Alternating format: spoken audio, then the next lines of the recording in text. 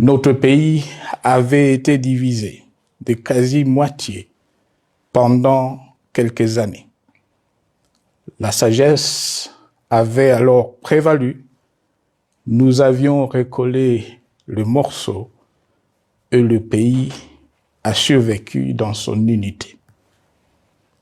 C'est ainsi qu'après quelques années de réflexion sur la crise en cours, après avoir consulté des chefs d'État et des anciens chefs d'État de la région, ainsi que des acteurs politiques et sociaux, nationaux et étrangers, j'ai fait ce jour une proposition qui engage la nation tout entière à un sursaut patriotique pour un pacte citoyen afin de tirer le pays du gouffre. Le travail hardi qui s'impose à nous portera notamment sur les 12 points suivants. 1.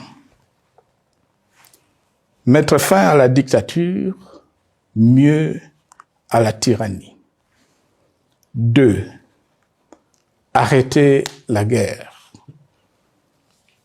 3. Rétablir l'autorité de l'État sur toute l'étendue du territoire national. 4. Restaurer la démocratie en revenant aux fondamentaux d'un véritable État de droit. 5. Rétablir les libertés fondamentales. 6. Réconcilier le Congolais et reconstruire la cohésion nationale. 7. Relancer le développement du pays par la mise en place d'une bonne gouvernance économique, une gestion administrative et financière orthodoxe et une répartition équitable des ressources nationales. 8. Relancer le dialogue sincère et permanent avec tous les pays voisins en vue de l'instauration de la paix et du développement durable dans la région. 9. Rétablir la crédibilité du pays auprès de partenaires au niveau tant régional, continental qu'international. 10. Neutraliser tous les groupes armés nationaux et étrangers et rapatrier ces derniers dans leur pays d'origine. 11.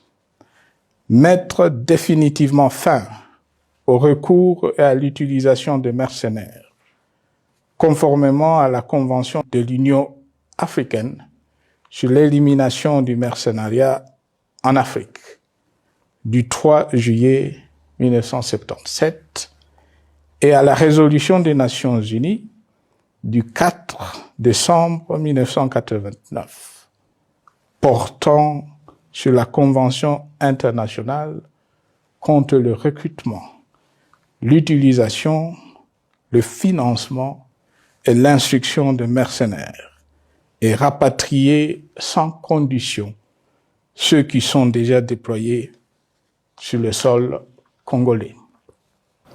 12. Ordonner le retrait sans délai de toutes les troupes étrangères du territoire national. À ce sujet, je salue la décision sage des pays de la SADC de retirer les troupes de la SAMI DRC de notre pays.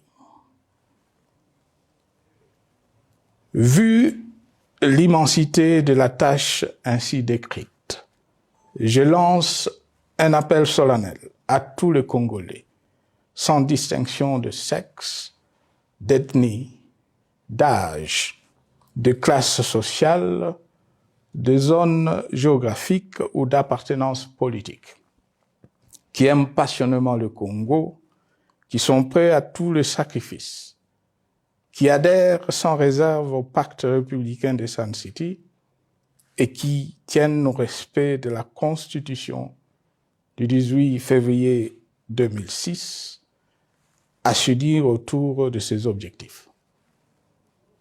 Il s'agit de la refondation de l'État et de l'édification d'un pays qui a perdu ses repères. Mobilisons-nous et mettons à profit tous les moyens à notre disposition pour restaurer l'unité nationale, sauver le Congo et préserver son indépendance. Car l'Afrique et le monde nous regardent.